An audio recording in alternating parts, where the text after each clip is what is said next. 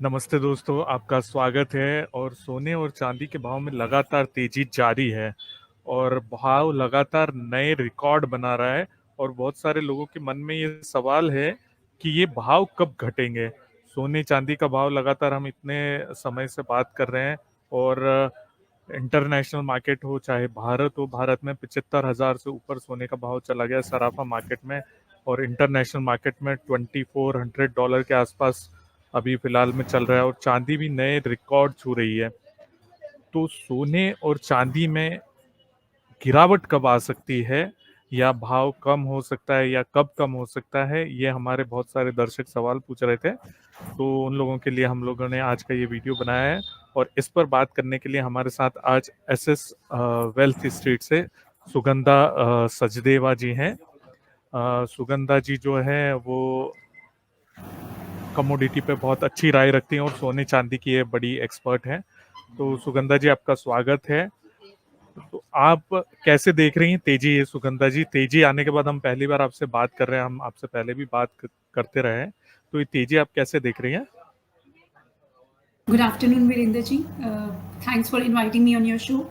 सबसे पहले तो गोल्ड और सिल्वर में हमने एक स्ट्रॉन्ग बुल रन आते हुए देखा है। जैसे कि हम पिछले साल से दिवाली से बात करते आ रहे हैं कि गोल्ड एंड सिल्वर काफ़ी तेज़ नज़र आ रहे हैं। इनफैक्ट गोल्ड के हमने 72,000 तक के टारगेट्स किए थे, वो अचीव हो चुके हैं। इनफैक्ट प्राइसेस ओवर अचीव कर चुके हैं उन टारगेट्स को।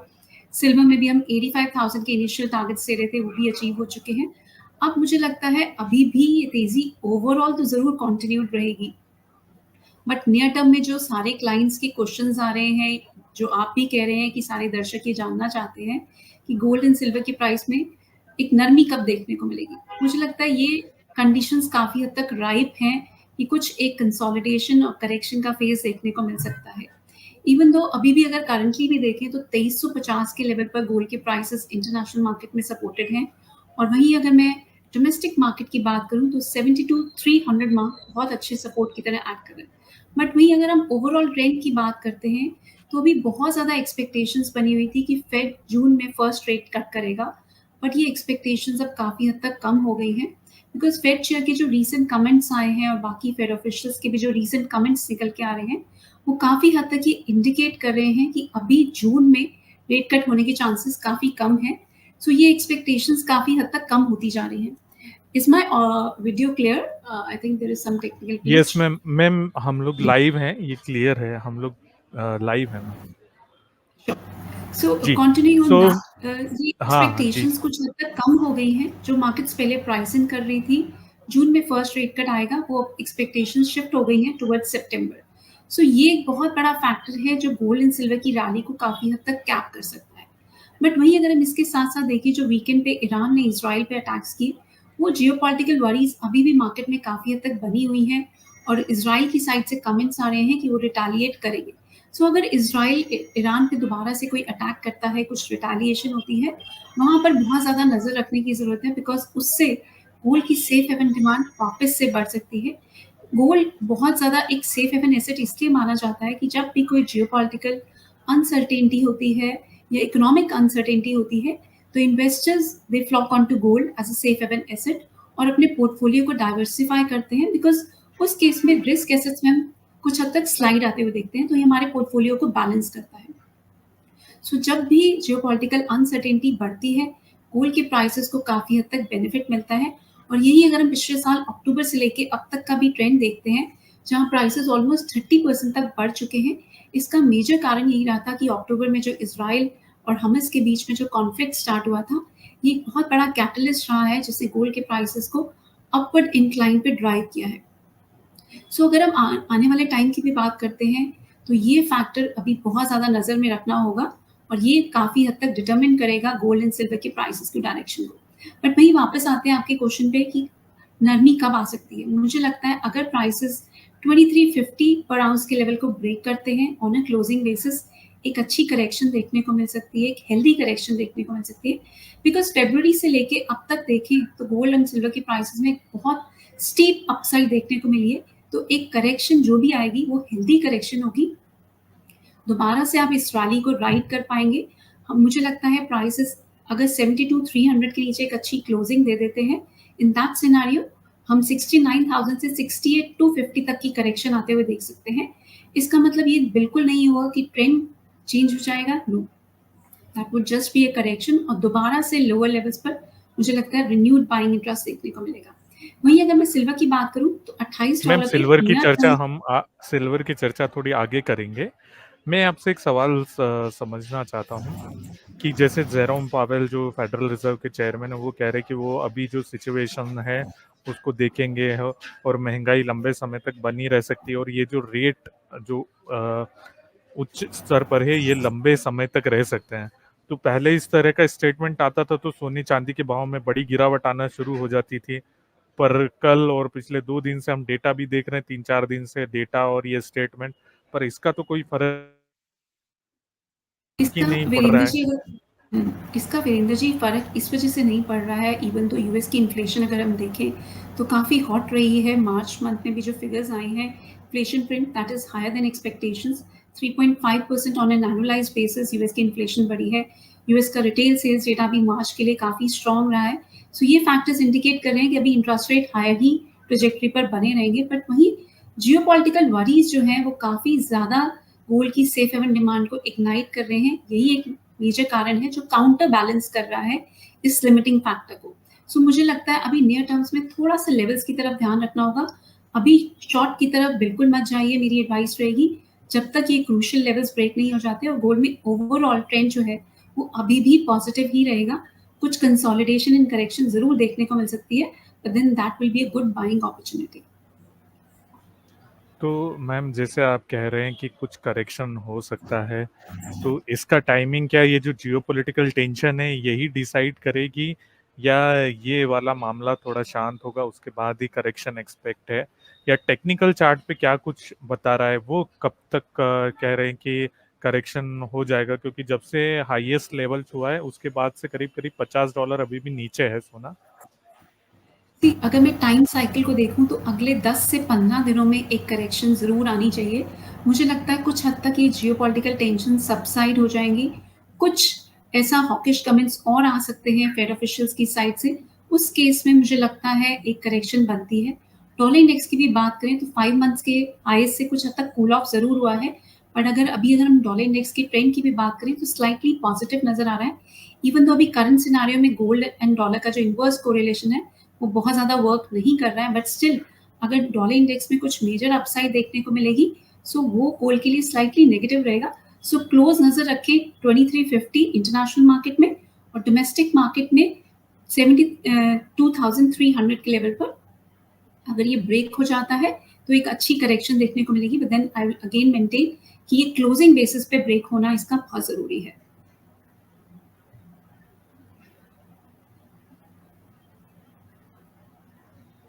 जैसा आप कह रहे हैं क्लोजिंग वैसी आनी चाहिए उस लेवल की, पर मैम हम देखते हैं फ्राइडे को, हर फ्राइडे को देखते हैं नया स्तर बना देता है सोना, तो क्लोजिंग तो उस तरह की आ ही नहीं रही है पिछले कुछ दिनों से। बिल्कुल वीरेंद्र जी, मैं अभी भी मानती हूँ कि जब तक ये लेवल्स होल्ड कर रहे हैं अभी भी अपसाइड ओपन है। मुझे लगता है प्राइसेस अभी भी 74,800 से 75,200 तक की एक जो सीलिंग है उसको टेस्ट कर सकते हैं। इंटरनेशनल मार्केट्स में मैं बात करूँ तो 2450 का जो एक अपसाइड का लेवल है गोल्ड उसको भी टेस्ट कर सकता है। अभी अगर हम रिसेंट टाइम्स में देखें तो 2431 का हाई लगा है, अभी भी इसमें अपसाइड के स्कोप है। सो मुझे लगता है अभी भी बाय साइड पे ही रहना प्रेफरेबल रहेगा। जब तक क्लियर सेल के सिग्नल्स नहीं आते मुझे लगता है वेट करना चाहिए। ऑन द साइडलाइंस सेलिंग की एडवाइस मैं अभी बिल्कुल भी नहीं दूंगी। मुझे लगता है अभी भी ट्रेंड ओवरऑल पॉजिटिव ही रहेगा। टाइम साइकिल जरूर ही इंडिकेट कर रहा है कि अगले 10 से 15 दिनों में एक करेक्शन बनती है प्राइसेस में। सो वेट करें लेवल्स के पेयर्स होने का, पेयर्स होते हैं तभी आप थोड़ा शॉर्ट पोजिशन ले सकते हैं। और जो लॉन्ग टर्म इन्वेस्टर्स हैं वो वेट करें डाउनसाइड लेवल्स की, दोबारा से एक्यूमुलेशन के लेवल्स मिलेंगे। और अपसाइड में मुझे लगता है प्राइसेस इस साल 78 से 80,000 तक की ट्रेजेक्ट्री को भी टारगेट कर सकते हैं। इवन दो हमारे प्रीवियस टारगेट्स आ चुके हैं, बट मुझे लगता है जिस तरीके की हमने स्टीप रैली आते हुए देखी है ये फर्दर एक्सटेंड हो सकती है अगर और कंट्रीज भी मिडल ईस्ट की टेंशन में इन्वॉल्व होती हैं। सो ये भी एक बहुत बड़ा फैक्टर रहेगा जो गोल्ड के प्राइसेस को काफी हद तक बॉय कर सकता है। और अगर 2450 का लेवल ब्रेक हो जाता है तो 2680 से 2700 तक के लेवल्स भी गोल्ड में इस साल के एंड तक देखने को मिल सकते हैं।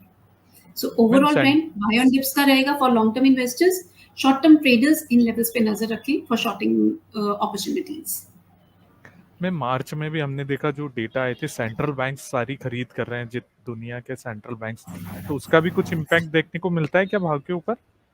बिल्कुल, बिल्कुल वीरेंद्र जी, अगर हम देखें तो central banks almost 25% of annual production को बाय कर रहे हैं और ये मैक्सिमम अमाउंट है सिंस 1971 ब्रेटन वुड कैपिटलिस्ट। सो ये बहुत बड़ा फैक्टर है। पिछले साल भी बहुत स्ट्रॉन्ग बाइंग रही है, 2022 में भी बहुत स्ट्रॉन्ग बाइंग रही है और इस साल भी ये ट्रेंड कंटिन्यूड है।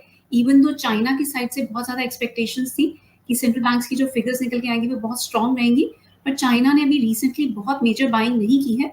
बट चाइना की फिगर्स पे बहुत ज़्यादा रिलाई नहीं किया जा सकता है बिकॉज चाइना बहुत ज़्यादा डिस्क्लोज नहीं करता अपनी पोजीशंस को।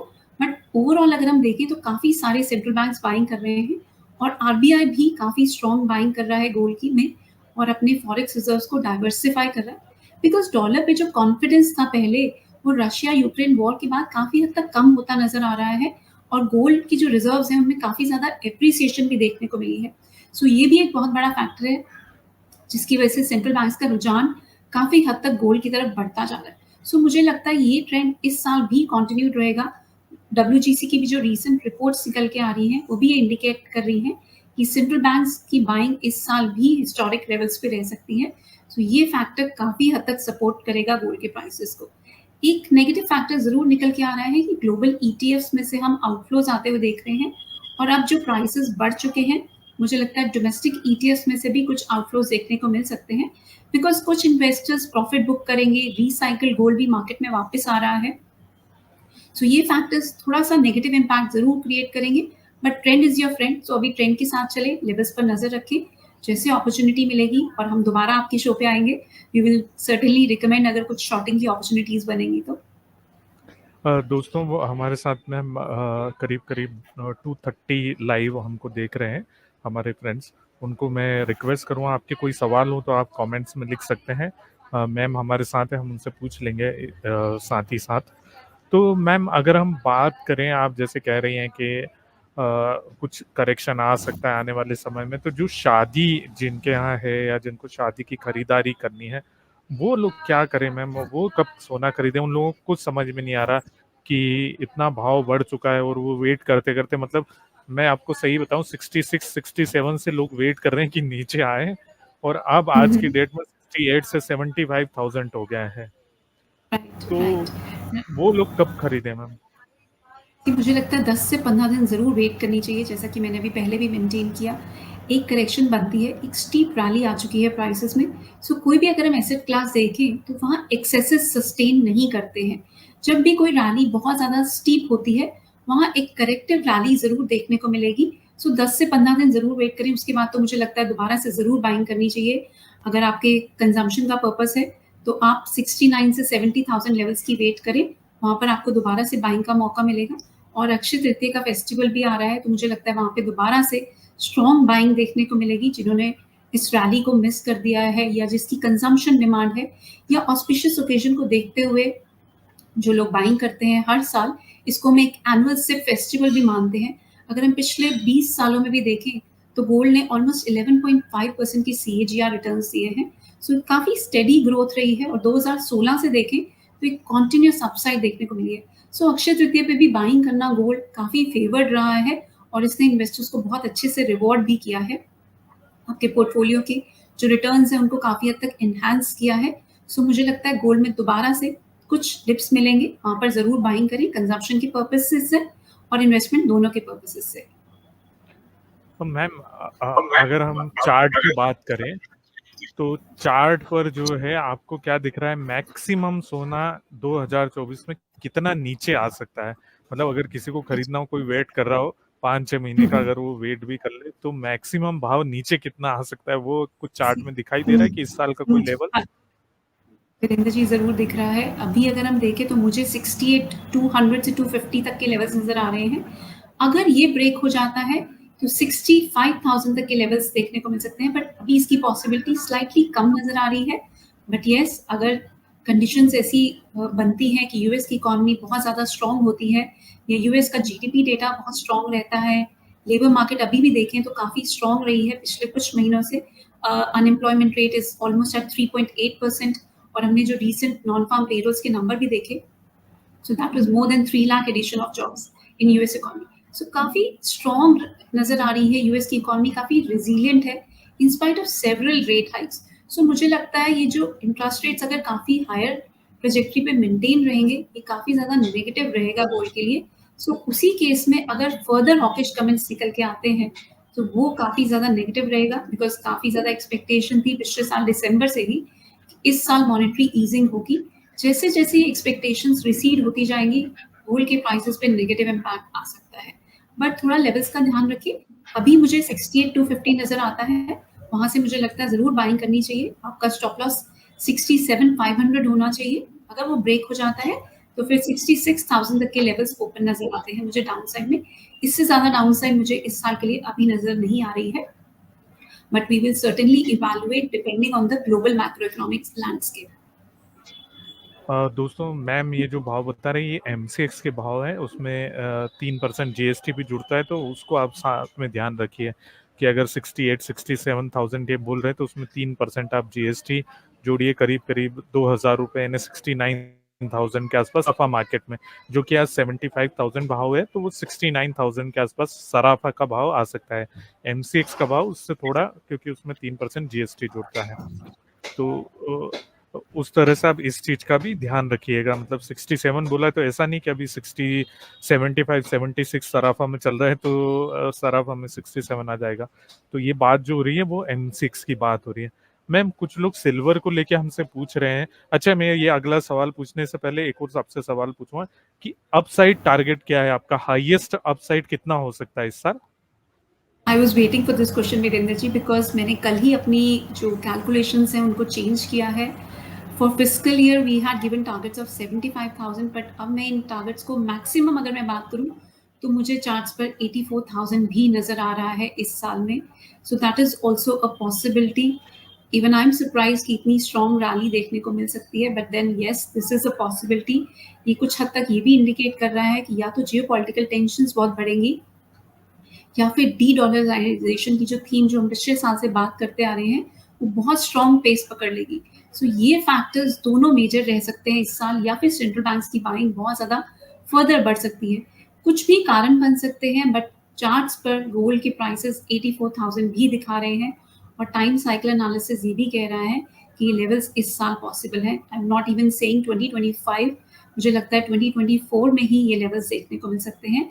So one should accumulate gold on dips, but जरूर 67,500 का स्टॉप लॉस रखें अगर आप लॉन्ग टर्म इन्वेस्टर्स हैं या ट्रेडर्स हैं. और जो 69 से 68,250 69,000 से 68,250 की जो जोन है वो गोल्ड में एक्यूमुलेशन की जोन रहेगी, but strict stop losses on a closing basis 67,500 के हमें रखने होंगे.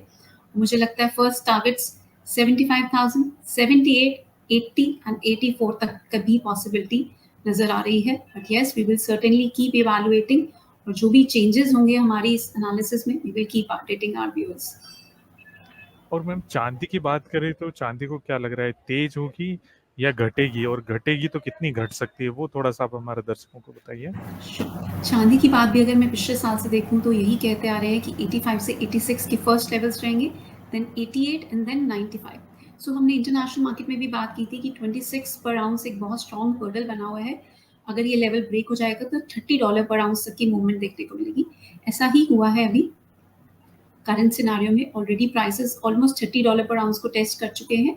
अब मुझे लगता है थोड़ा सा प्राइसेस सप्लाई प्रेशर फेस कर सकते हैं, बिकॉज $30 पर आउंस इंटरनेशनल मार्केट में एक स्ट्रॉन्ग हर्डल एरिया है.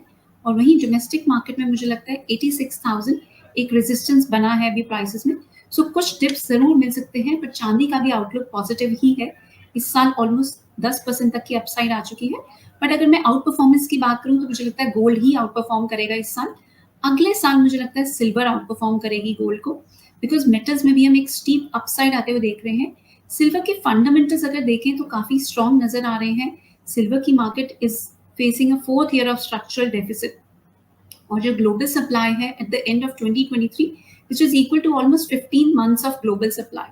और इस साल जो डिमांड है वो भी ऑलमोस्ट 2% तक बढ़ने की उम्मीद बनी हुई है.